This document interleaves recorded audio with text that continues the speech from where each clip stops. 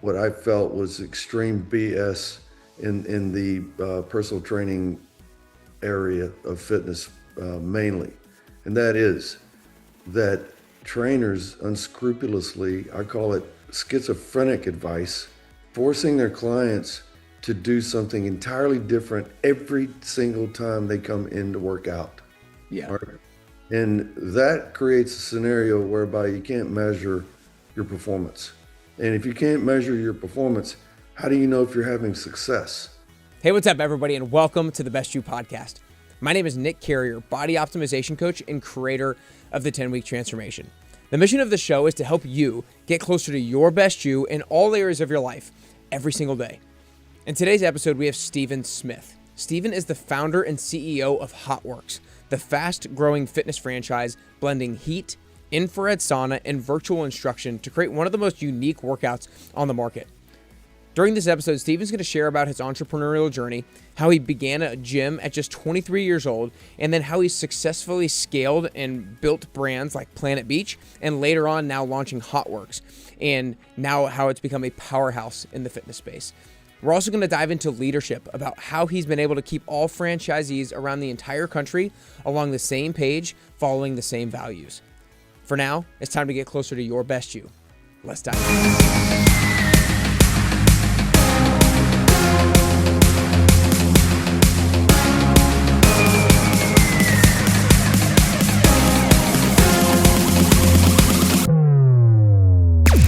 What's up, everybody? Welcome back to the Best You podcast. Today, I am super excited to be joined by the one and only Steven Smith, founder and CEO of HOTWORX.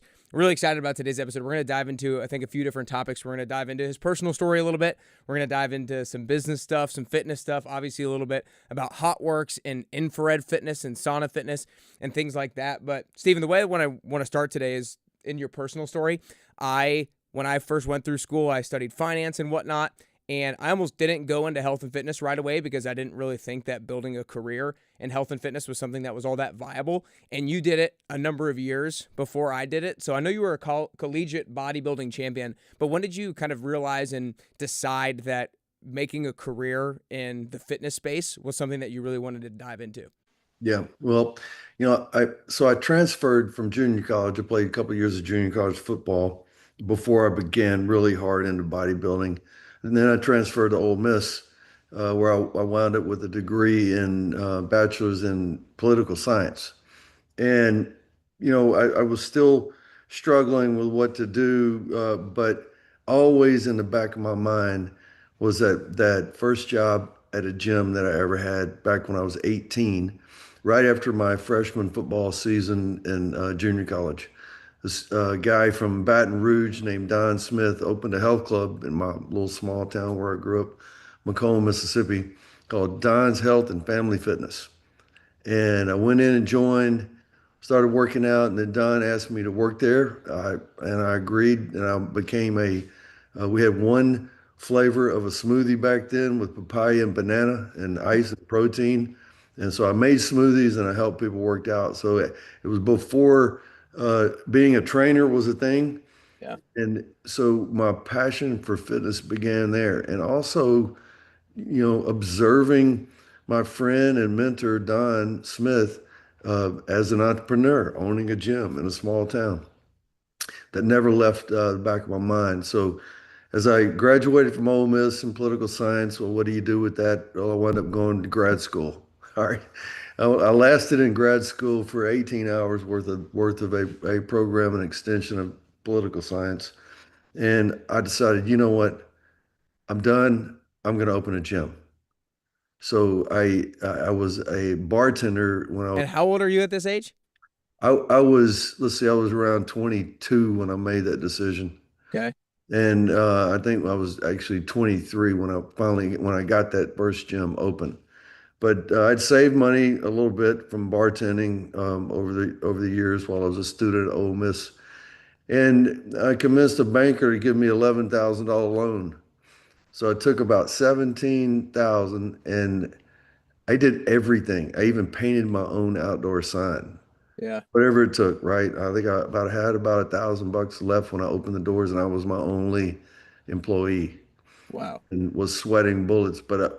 But I opened the doors. Folks came in, they joined. Didn't know a lot about what I was doing at the time, but was willing to learn and continue to learn. And that's When you were opening that gym, sorry to interrupt you, but I'm just curious, do you think if you were to try to look at your 22 and 23-year-old mindset upon doing that, were you confident back then? Were you ignorantly confident? What made you, because opening up a gym at that age when you've only been in the fitness industry for that long, and you maybe had some clients back then, but probably didn't have like this huge presence with a bunch of clients that you knew you'd right away start making money with, like what gave you the confidence at 22, 23 to open up your own gym? yeah. I think the confidence comes with the never give up attitude that is a mindset, right? When I was a sophomore in high school, I figured out in the summer practices, two-a-day practices for football, how important it was to run the sprints at the end of the practice full speed, 100% flat out all the time, every sprint. Because after about a month of that, all of a sudden, after each sprint, I'm standing, I'm not breathing hard, run 20, 30 sprints, same thing, I'm in shape. Well, look, and I remember looking down the line, like half the team was just bent over, oh, gasping. And it dawned on me that they weren't running their sprints full speed. Yeah. So the point of that is that, yes, you mentioned ignorantly confident. I have to laugh at that because that's probably true. Didn't know a lot about accounting, didn't know a lot about a lot of things, but did know the importance of hard work and the importance of playing full out 100% all the time if you want to succeed, right? Yeah. So I think the confidence comes from the discipline and the willingness to work as hard as you possibly can. Yeah, totally. I think the best kind of confidence is not necessarily just, I know I can do this thing. It's, I know I can't do this thing right now, but I know I'm going to figure it out at some point. And like you said, I think sports and working hard in sports and having a disciplined work ethic in sports can be a great foundation builder for that kind of confidence. Because especially when you see, maybe when you first started running sprints, let's say, it's like, I wasn't as good at them. And then I worked hard and I figured it out, if you will. And I saw the improvement that I made over time. I think that's what made me fall in love with fitness is I was always a pretty good athlete with sports and stuff, but I saw how I really could improve and control to a certain extent how much I could improve by busting my butt in the gym. And that provided me a certain level of confidence too. Yeah, absolutely. I'm thinking about a quote that I read recently about my favorite historical artist, Vincent van Gogh, who said that he spent a lot of time doing things that he didn't know how to do so that he could figure out how to do them. Yeah. Yeah. I mean, I think there's a Zig Ziglar quote, everything worth doing is worth doing poorly until you can start doing it well. That's right. Something That's like right. that. And I'll parlay that with a Tony Robbins quote. Repetition is the mother of skill. There you go. Hell yeah. Hell yeah. That's awesome. So okay, let's continue to go on this trajectory, a little bit of your story. Like I know that you helped build some brands, including Planet Beach, and then obviously HOTWORX as of more recently. I think maybe 2014 or so, if I got my date right. Talk to me about the trajectory of your career. You opened this first gym at 22 to 23. At what point does it stop being okay? I'm not just scrapping to have $1,000 in my bank account. I've actually had seen a little bit of success, and you start to see a little bit maybe more of a vision of what could come of your career. Um, I recalled when I sold the gym in Oxford and moved to Jackson, Mississippi, and opened a Gold's Gym, became a licensee of Gold's Gym.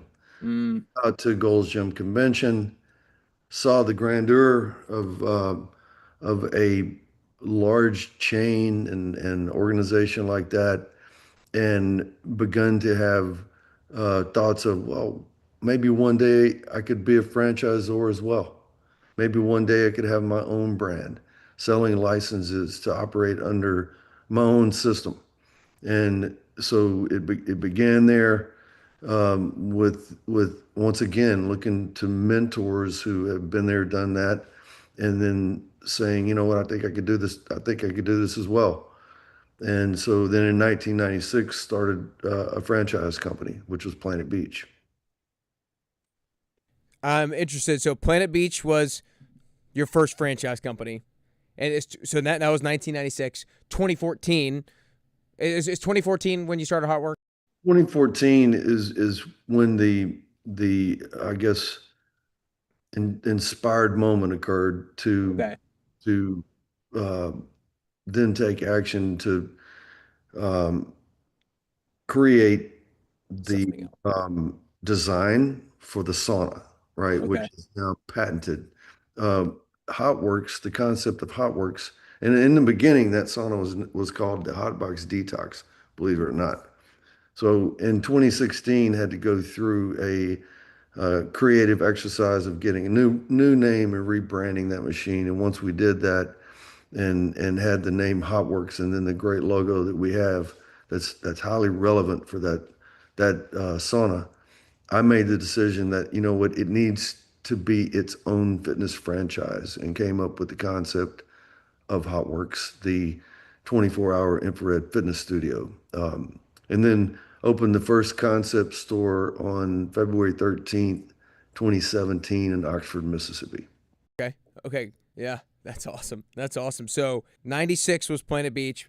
Basically, about 20 years later, a little over 20 years later, is when opened up HOTWORX. Now, this is obviously a huge question that spans across a couple of decades. But what were like two or three? Do you think of the biggest like principles or lessons that you learned in operating Planet Beach that set you up for success to run HOTWORX? I think doing things that traditional franchising, called for, and for so long with Planet Beach, and thinking about it, hey, if I did this again, I would do this so much differently, and having the opportunity to start a new brand and change the way we do things. For example, we don't have a percentage royalty, it's a flat fee. We don't have a national advertising fee or fund for that. Everything's local in franchising. I mean, you sell a franchise for a local area with a local protected market radius, but yet most franchises require a franchisee to pay sometimes up to 2%, maybe even more of their revenues to a national marketing fund, which to me, um, you know, was ridiculous. And I decided not to do it with HOTWORX. And Mm. it's worked beautifully because, yes, we are able to control the look and the feel of the brand message because of the franchise agreement. But the franchisee knows that every dollar they spend on advertising and marketing goes to their market. Mm. That has, you know, that has been a big win for us as a franchise. So that's something we definitely did different at HOTWORX versus, to your question, how we did things with Planet Beach. Yeah, nice, nice. I'm interested. You've been in the fitness industry for a while now. There's obviously a bunch of different types of trends and styles of fitness and modalities of fitness that people go in and out of.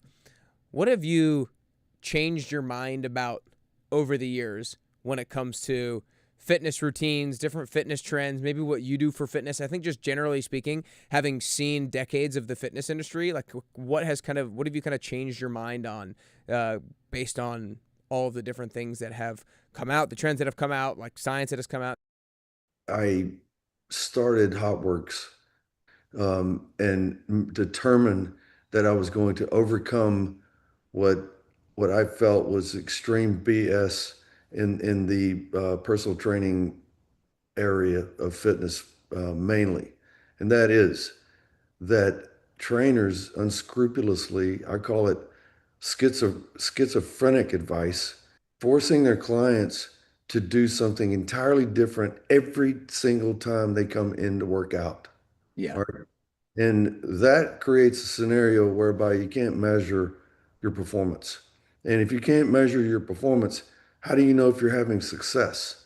And not to mention, it's just schizophrenic way or approach to training or working out. Variety, in my view, should come from cross training, right? But Yeah. the workouts themselves should be consistent. And so you have so for HOTWORX, within our training principle, you have a very distinct workout type, but we have numerous workout types.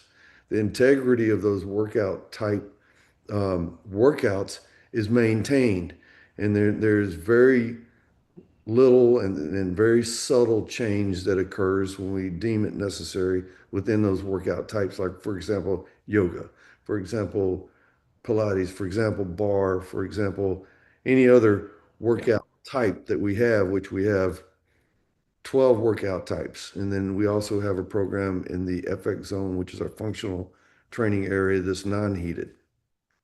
But we promote heavily the importance of cross training with and across those workout types.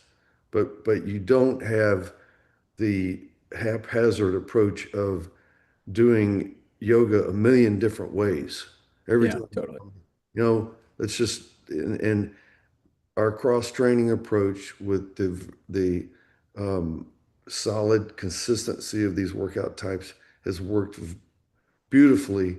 We have plenty of user generated content to support that claim, and folks are getting stellar fitness results, which is really what it's all about. Stellar results with very low rate of injury, right? Yeah.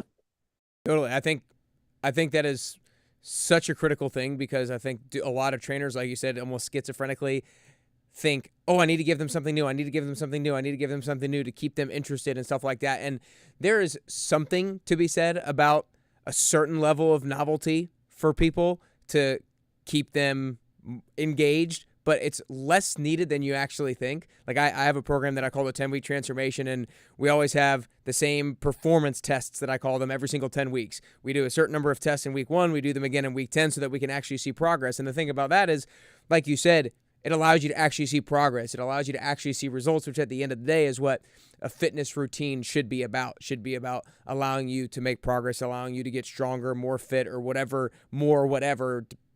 the fitness modality is aimed to get you. And I think a lot of clients need to understand that as well, is you don't need to do something different every single time that you walk into the gym. You should actually be doing mostly the same things over and over again, because it's the repetition, it's the consistency that's going to allow you to make progress and perfect whatever it is, perfect whatever it is that you're doing. In running a franchise, obviously probably one of the outside looking in biggest challenges, biggest hurdles is to keep everybody on the same page, is to ensure at the level at which you would like to.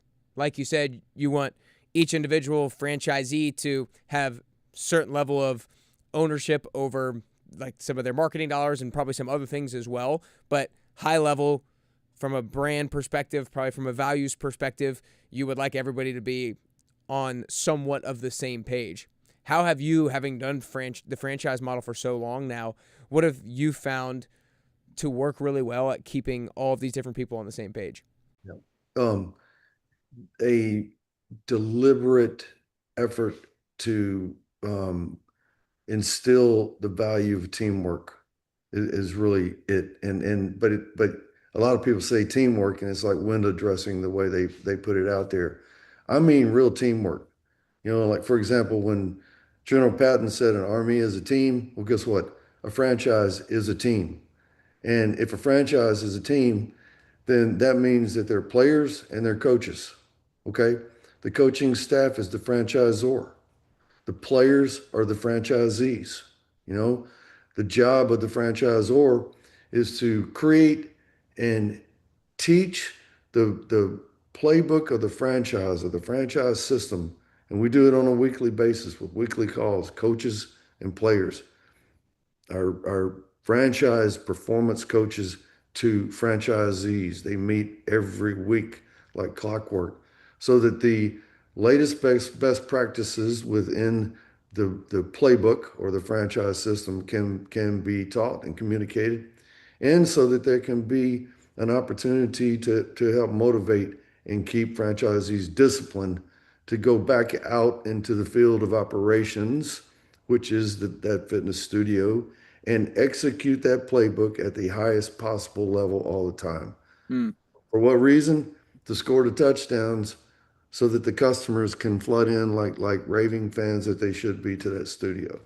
that's awesome. Talk to me about some of those weekly meetings and, instilling the value of teamwork. I love the analogy, the coaches and players and things like that on the weekly meetings and whatnot. What are the things that you guys are routinely instilling in them? What do those conversations look like to instill that teamwork? Yeah. Well, first of all, it is to execute the playbook, not to go out and scratch plays up in the sand and do your own thing. When franchisees stop attending the annual convention or start making things up on their own. They got one foot out the door, and we will help them get there. You know, because there's always somebody who's willing to be a team player as a franchisee that will come in, buy the location for a discount, and bring it up to the level where it should be. So we're very much a believer in what I call velvet brick management. Velvet brick management is we try to be as velvety as we can with our approach and communications with our franchisees. But when it comes to the principles of the operation, we are a brick. And when we see people who might be tampering with the values and the principles of the organization, then we come at it at that situation like a brick. Mm, So it has to be a balance between the two, soft communication at times, but bringing the brick when it comes to the foundational things that make the franchise work. yeah.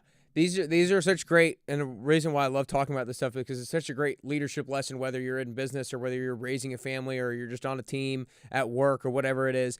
To stay on this theme of the velvet brick management style, as a parent, let's say, you want to make sure you're a brick sometimes with your kids, but at the same time, you don't want to be that helicopter parent that's always overlooking everything, every single thing they do. So, like, from your standpoint, how do you find that balance of trying not to be the helicopter parent as a franchisor, but at the same time, not letting them run completely new plays that have never been drawn up before?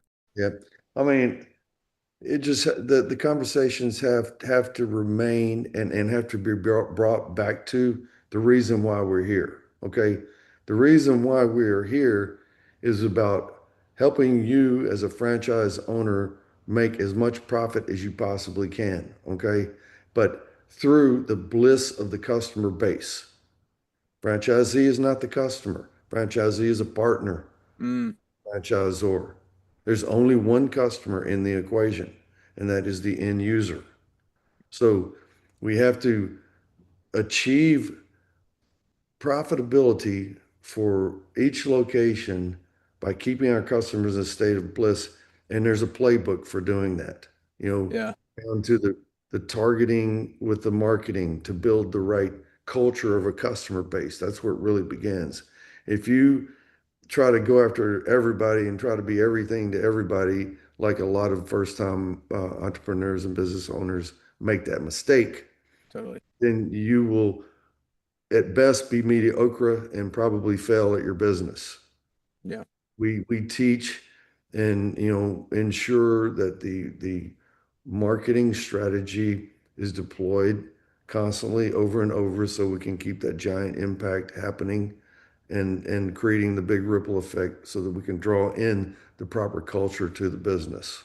yeah, that's great. When you're talking about, we have this playbook that we are kind of running the business by. We teach the franchisees, we coach the franchisees, if you will, how to run this playbook.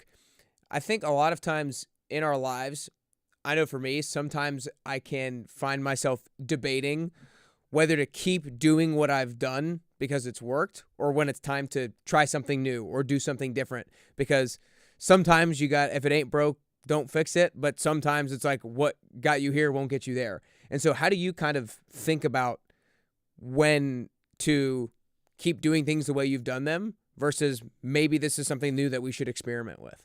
Yeah. Well, I mean, as a CEO of a franchise organization, you better keep your ear to the rail. You better keep your finger on the pulse of the business, the franchise, and the industry at all times. How do you do that? Do you do that by like getting feedback from the franchisee, getting feedback from the customers, keep just like keeping an eye out on different fitness things that are popping up? Like, how do you do that? All of the above, all of the above. And I'm, I'm working out everywhere. I work out at the competition. Sometimes I work out at multiple HOTWORX locations throughout the city and across the country. I'm always out there in the field. I'm talking to customers. I'm talking to franchisees. Um, I'm always reading. I'm always watching the news. I keep like right now. I have on Bloomberg in the background on mute, and that's all day long for me. I need to know what's going on in the marketplace, in the world, to always have a beat on what might be a risk, what might be an opportunity, and certainly apply those things to our business. And, when things, and always looking at the numbers, I hold every department accountable. Um, I'm not a micromanager, but I'm an accountability uh, freak. Yeah, I that's awesome. mean, I'm not going to get in your business, but I'm going to be watching it, and I'm going to advise based on the numbers. Yeah, And if we have, lead flow that's not where it should be, or cost per lead is too high, I'm all in that. And, asking executives, or what are we going to do to correct this, et cetera, et cetera. So, and then, it's the job of the franchisor to make the changes that are necessary and take the risks that are necessary. You don't win every single time, but if you really paying attention, then most of the time you'll make the right decisions and you will take the action at the appropriate time. yeah.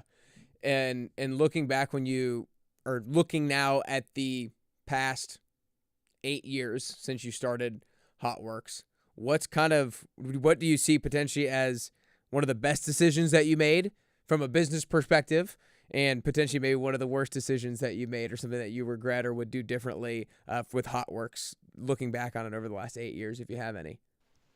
The best decision I ever made probably in business was to pursue the design of this workout sauna.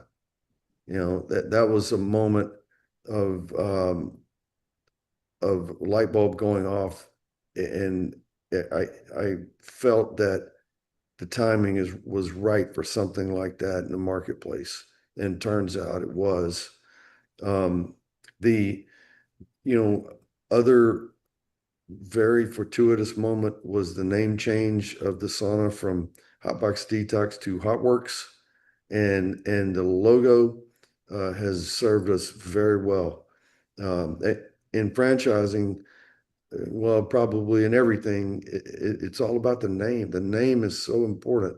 Um, the founder of Subway, I got a chance to meet him and go out to dinner with him. He's passed on a few years ago.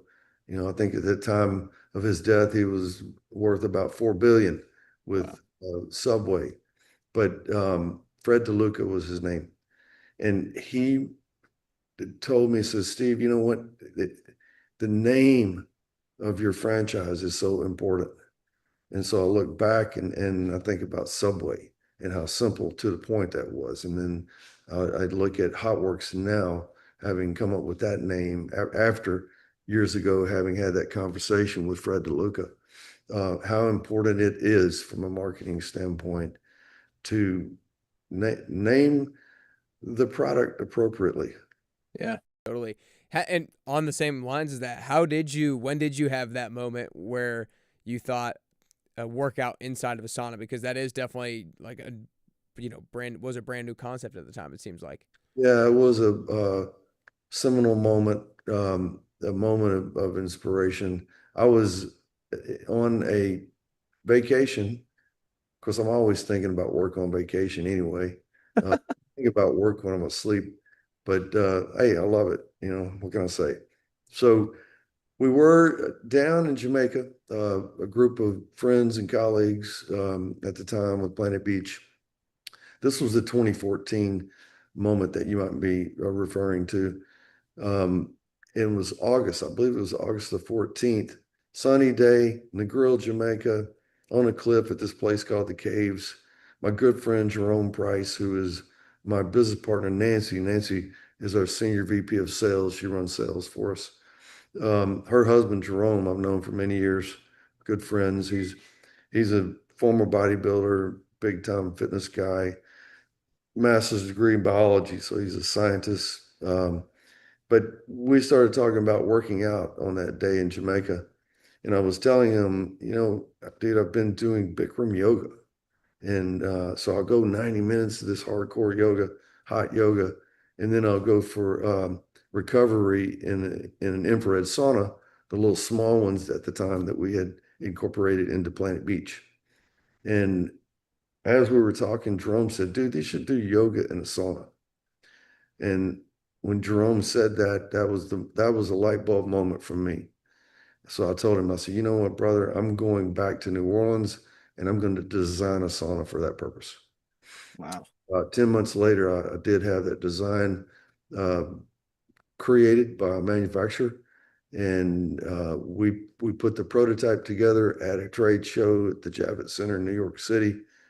It worked, and the workout that we had for it was awesome in the way that it felt while you were training. We knew we had something special. Yeah. So that's kind of how it began. That's awesome. That's awesome. So tell us about why working out in a sauna. Like, what are the benefits of doing that from a performance standpoint, a health standpoint, recovery standpoint? Like, what is the uniqueness of working out in a sauna? Yeah, well, um, an infrared sauna is the best, and it for a lot of reasons. If you're going to combine working out with heat, then the best way to do that is through infrared heat, right? Why And is that? well, because infrared is not, well, a couple different reasons. No, number one, you can get the same profuse sweating effect at a much lower temperature than you can for a traditional sauna. Traditional sauna, to get the same effect, you'll need to be at about 180 degrees. For an infrared sauna, 125 is enough. Mm, And just from a pure working out standpoint, and how where our motto came from, more workout, less time, right? Is that I could get the same result that I was getting in 90 minutes of hot yoga at 104, 105 degrees in Bikram, but in traditional heated room, in 30 minutes with HOTWORX in an infrared sauna that took me 90 minutes to get with Bikram. To me, yeah. as a busy executive, that was a huge win. And my theory was that, oh, you know what? There are a lot of mainstream fitness customers out there that would want to get more workout in less time like this. And we're going to give it to them. We're going to bring hot yoga to the masses in that way. So it began as yoga, right? Hot yoga, but with infrared sauna, which really gives you two elements in the workout environment rather than just the one of heat, the traditional hot yoga.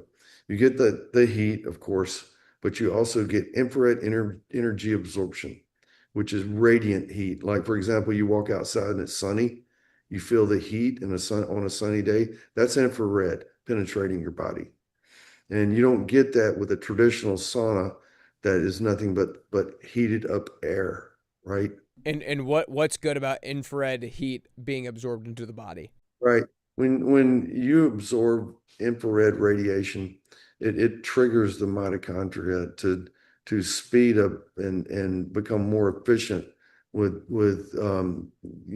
burning fuel as a way to give you energy, right? Um, I One thing I highly recommend while I'm thinking about this, I like to promote intermittent fasting. I think it's the best way to manage how you eat.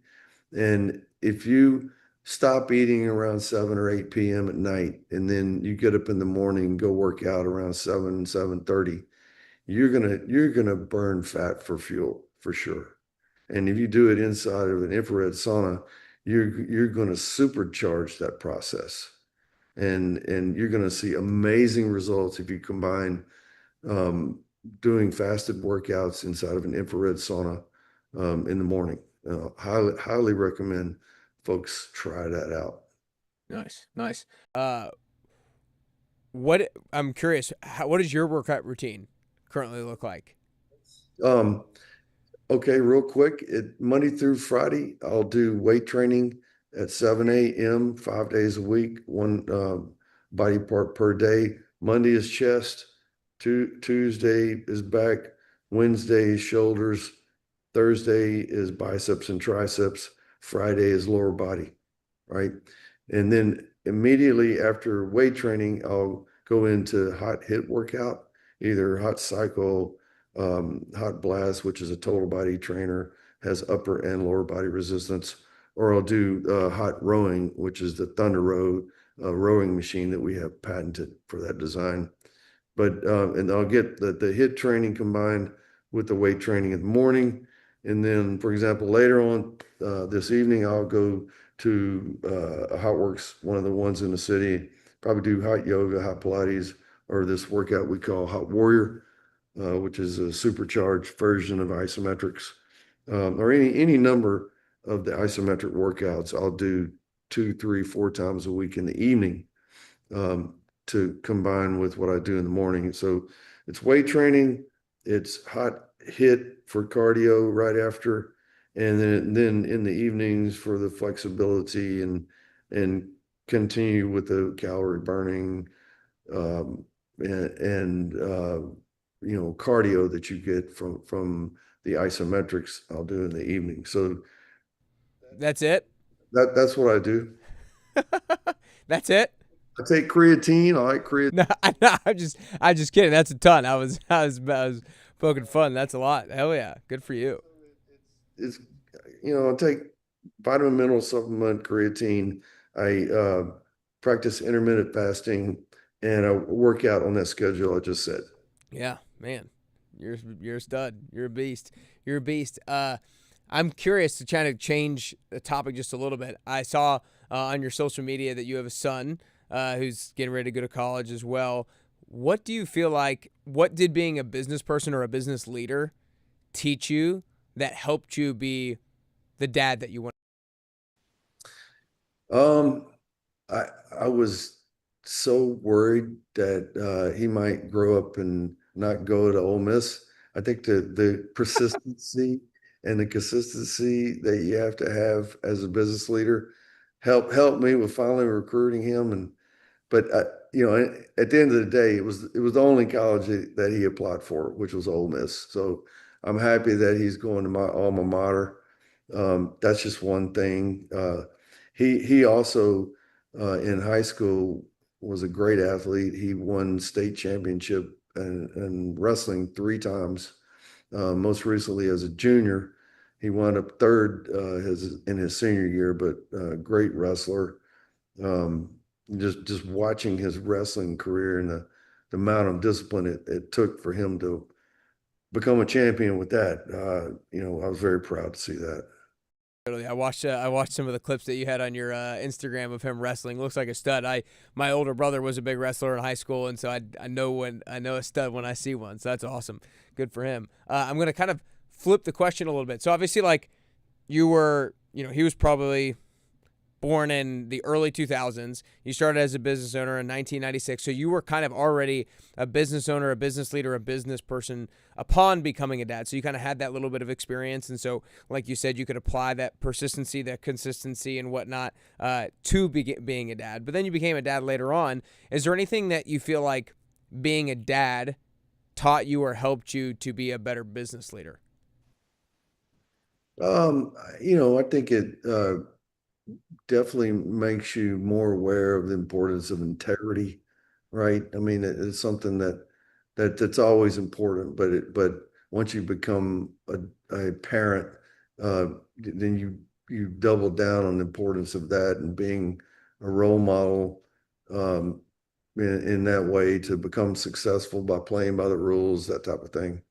Yeah, totally, totally. Well, this has been great. This has been great. If you guys want to learn more about HOTWORX or anything like that, first off, there's probably one pretty close by to you. I know we have at least I think maybe a couple here in Nashville. We got one right by Vanderbilt, but you can follow Steven at HOTWORX CEO on Instagram. You can go to hotworks.net for their website. You can follow him on Facebook, and we'll have all that linked up in the show notes in the description down below or whatnot. But Steven, is there anything else that you want to share before we finish on maybe any leadership lesson, business lesson, fitness, or anything like that? I mean, Nick, well, look, first of all, I want to thank you for allowing me to come on your show. And, I would just say never quit. You only truly fail when you quit. You might make mistakes and have to bounce and get back up. But if you just keep on trucking, at some point, you're going to break through. I love it. I love it. Great stuff. Great stuff. Well, I hope you guys enjoyed today's episode. We had a lot of different things that we discussed today. I loved hearing his story from starting as a trainer or starting in that gym at 18 years old, making the banana papaya smoothies, then opening his own gym at 22 and 23. The confidence, maybe a little bit of ignorant confidence that it took to be able to do that. But I think a huge lesson there was have confidence. Hopefully, if you've built it up, have confidence in your ability, not just to do things, but to do things you don't know how to do because you'll figure it out at some point. And then there was a bunch of leadership lessons in there, business lessons in there, and some fitness stuff as well. So I hope you guys enjoyed today's episode. If you're listening on the Apple Podcast app or on Spotify, make sure you hit that follow button. If you're watching on YouTube, make sure you hit like and subscribe down below. Again, we'll have the links down in the show notes and in the description to follow Steven on Instagram, to make sure you find the HOTWORX near you and all that kind of good stuff. But appreciate your time today, Steven. Appreciate y'all listening and watching. That's all we got. All right. Thanks, Nick.